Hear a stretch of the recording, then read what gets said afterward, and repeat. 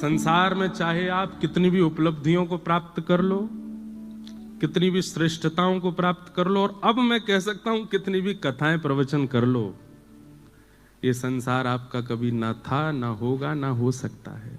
लाल जी हमेशा आपके थे, हमेशा आपके हैं, हमेशा आपके रहेंगे।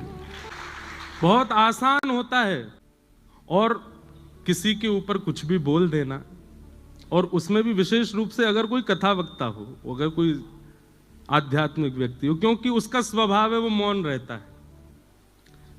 आध्यात्मिक व्यक्ति का स्वभाव क्या? सबसे पहला परिचय आध्यात्मिक व्यक्ति का यही है कि वो मौन रहेगा, वो कुछ नहीं बोलेगा, और जो बोलने लग जाए वो आध्यात्मिक नहीं है, वो भक्त नहीं है, वो भक्ति पथिक नहीं है। जो बोलता हो, जो चिल्लाता हो, जो शोर मचाता हो, जिसका विवाद में रुचि हो, वो भक्ति पथिक नहीं हो सकता।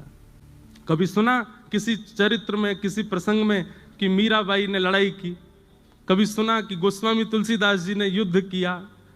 कभी सुना कि किसी भक्त ने अपने विद्वेषियों के साथ में, विद्रोहियों के साथ में, या अनर्गल बोलने वालों के साथ में कुछ कहा? कुछ नहीं, सब मौन रहे। क्यों? उन्हें फुर्सत कहां अपने ठाकुर जी को याद करने से। ठाकुर जी बोलते हैं उनकी तरफ से, और जब ठाकुर जी बोलते हैं तो महाभारत होता है, फिर कुछ नहीं होता। इसलिए यह संसार सकल जग झूठा, झूठा कुलरा नाता, मीरा के प्रभु गिरधर नागर, हरि चरणा चितराची। गिरधर जन्म मरण रा साथी, मैं याने नाय बिसरूं दिन राती। हमारे जीवन का एक नव प्रसंग प्रारंभ हुआ।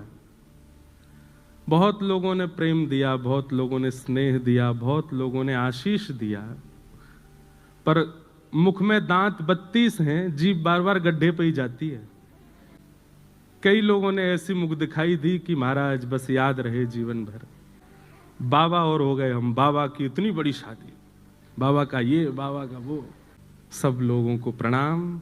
हमारे गोस्वामी तुलसीदास जी महाराज ने मानस जी के प्रारंभ में खलों को भी प्रणाम किया, और ये होना ही था। मुझे पता था कि ये होगा, क्योंकि दुनिया चाहती ही नहीं कि ये व्यासपीठ से उतरे, यहीं बैठे रहे। हमारे पूज्य पिताजी महाराज 52 वर्षों से कथा कर रहे हैं। कितने वर्ष? यहां पर कितने लोग ऐसे हैं जिनकी आयु 52 से कम होगी? 52 वर्ष नहीं होते। अरे आजकल के भारत में सब्जी बेचने वाले व्यक्ति भी अगर 4 साल लगातार सब्जी बेच लेते हैं तो भी उनका भी इतना हो जाता है कि वो अपना घर भी बंबई में बना सके, दिल्ली में। वैसे इतना योग्य हो गया है भारत। वो अपने पुत्र का विवाह यदि अच्छे से करें तो इसमें क्या दिक्कत? और भाई सबने सब बातें कह दी, लेकिन किसी ने एक बार भी ये नहीं कहा उस विवाह में एक वस्तु भी बिना प्याज लहसुन के नहीं थी। सब में, कुछ ही में भी कुछ नहीं था। कुछ नॉन ऑनियन गार्लिक विवाह, और सुनो नॉन अल्कोहलिक विवाह। मुझे बहुत लोग बोले ये बोलना, वो बोलना, ये मत बोलना, ये। मैंने कि मैं कुछ नहीं, कथा करने जा रहा हूं। भट्टी जी ने मुझको आमंत्रित किया है, पर ठीक है, बोलना तभी चाहिए जब साथ में कोई खड़ा हो। और मेरे पास मेरी भागवत जी हैं, इनके सानिध्य में आकर के मैं थोड़ा तो कुछ कह सकता हूं, नहीं तो अतिशय मौन भी दोष धारण करा देता है, दोष को प्रकट कर देता है। लोगों को कुछ भी दिखा, पर मुझे उसमें भी मेरा एक उद्देश्य था।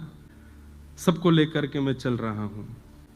हमारे लाल जी को प्राप्त करने के लिए सबकी आवश्यकता है, माँ, पिता, बंधु, बांधव, और एक गृहस्थी को जिस नव पड़ाव की आवश्यकता थी वह भी हुआ। परंतु